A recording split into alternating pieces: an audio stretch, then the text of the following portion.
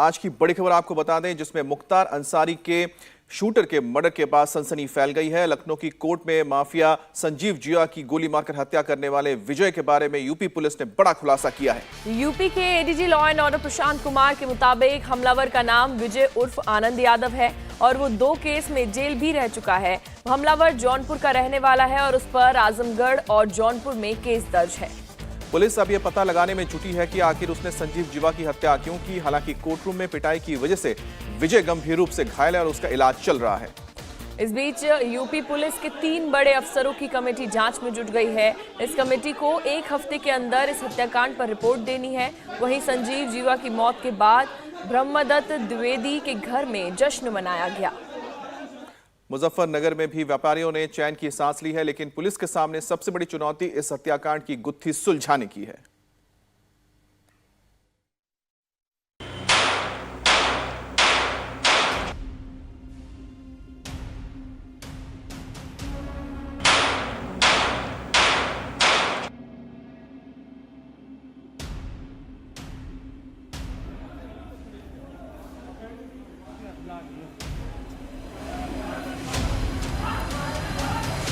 UP की राजधानी लखनऊ की सेशन कोर्ट में विशेष न्यायाधीश नरेंद्र कुमार की कोर्ट में चली गोली की गूंज पूरे सूबे में सुनाई दे रही है। 3:50 पर कोर्ट के अंदर विजय नाम के शख्स ने गोलियां चलाईं तो निशाने पर था कुख्यात अपराधी और मुख्तार अंसारी का खासम खास शूटर संजीव माहेश्वरी उर्फ जीवा। प्रयागराज में अस्पताल के बाहर माफिया अतीक और उसके भाई अशरफ की सरेआम गोली मारकर हत्या कर दी गई थी। कुछ उसी तरह लखनऊ की कोर्ट में विजय नाम के शख्स ने संजीव जीवा की गोली मारकर हत्या कर दी। इन दोनों वारदातों में माफिया तो खत्म हुआ, लेकिन लॉ एंड ऑर्डर के दावे को भी छलनी कर दिया गया। हमलावर कोर्ट कैंपस में हथियार लेकर आए। पहले एक गोली मारी, फिर कोर्टरूम के गेट पर संजीव को गोली मारी। इससे पहले कि वो फरार होने की कोशिश करता, हमलावर विजय को पुलिस ने दबोच लिया। पुलिस कस्टडी में हुए हत्याकांड ने एक बार फिर यूपी की मशीनरी को हिला कर रख दिया। यूपी के लॉ एंड ऑर्डर के लिए जिम्मेदार एडीजी प्रशांत कुमार शाम को खुद मौके पर पहुंचे। वकील के भेष में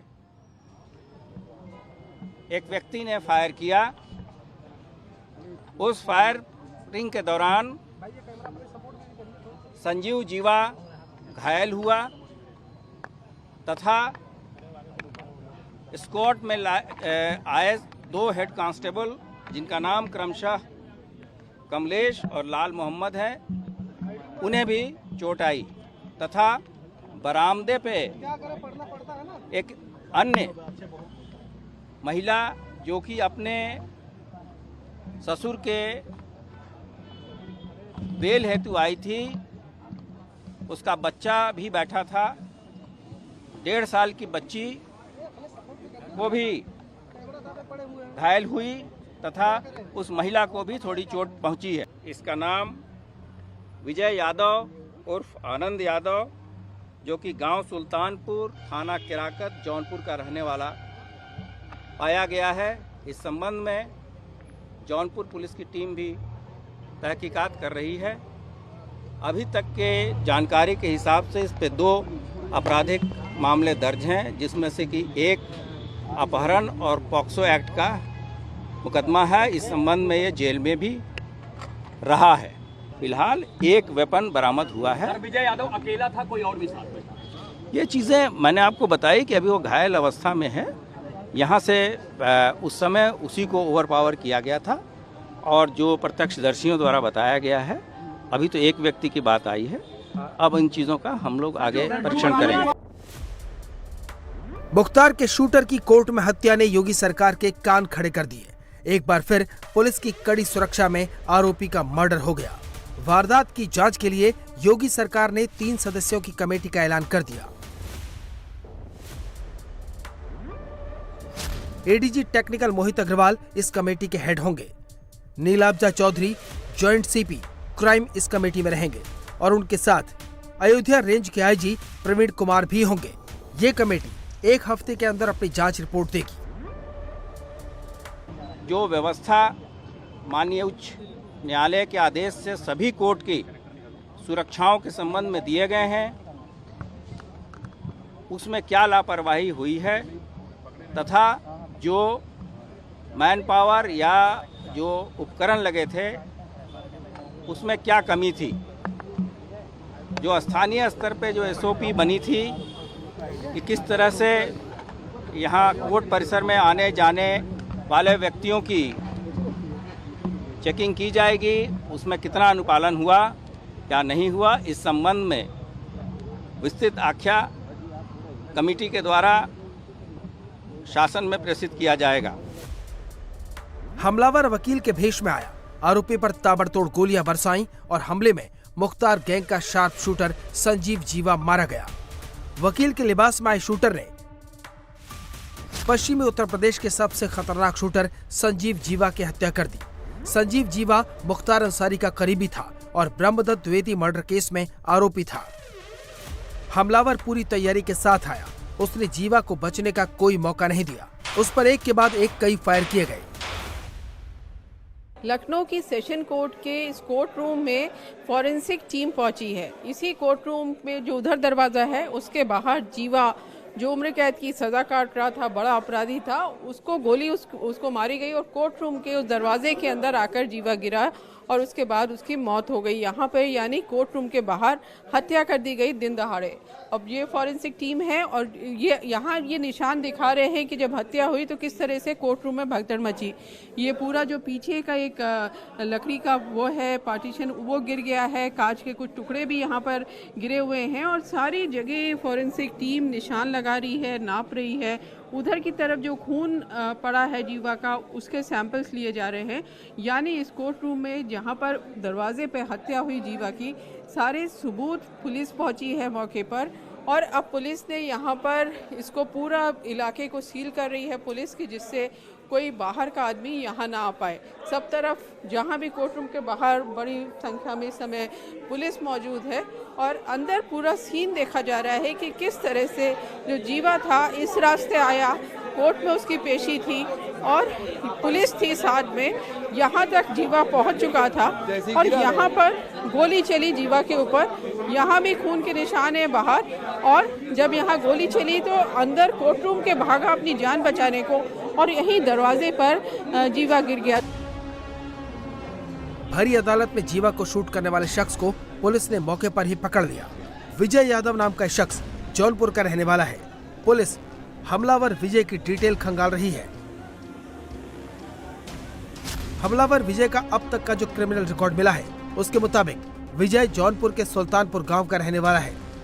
हमलावर विजय किडनैपिंग और पॉक्सो एक्ट में जेल में बंद रह चुका है। आरोपी फिलहाल लखनऊ में नौकरी कर रहा था। ये जो कि पहले जो कि बम्बई में रहता था, टाटा कंपनी में काम करता था। वहाँ से आने के बाद यहाँ 1.5 महीना घर पे था। घर से आने के बाद तो ये मई में शादी पड़ा, ये 10 मई को हमारे साले के लड़के की शादी में था। 11 मई को तो यहाँ से लखनऊ निकल गया। हमको बोला पापा हमको किराका तक छोड़ दो, हम किराका छोड़ के चला गया। तो वहाँ से वो फ़ोन किया, वो बोलता हम काम का तलाश कर लिया हूँ, ये जो पाइप वाला काम है, जल पाइप वाला, इसी में काम करता हूँ। क्योंकि हमको टाटा में बराबर पगार नहीं मिलता था तो उतने हमको इधर ही मिल रहा है तो इधर ही रहेंगे। इसके बाद फिर उससे संपर्क नहीं हुआ। आखिरी बार कब संपर्क हुआ? आखिरी 11 तारीख को, 11 मई को। हमले का तरीका देखकर पुलिस हैरान है। सारी सुरक्षा को धत्ता बताते हुए कैसे हमलावर ने कोर्ट रूम में माफिया का कत्ल कर दिया, ये बात पुलिस की समझ में नहीं आ रही।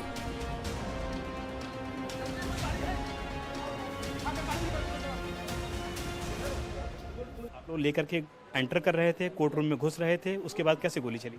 कोर्ट अचानक चली। जो हमलावर है विजय यादव, वो आगे था आप लोगों से कि पीछे से आगे उसने गोली मारी? उसको देख ही नहीं पाए जब चली है।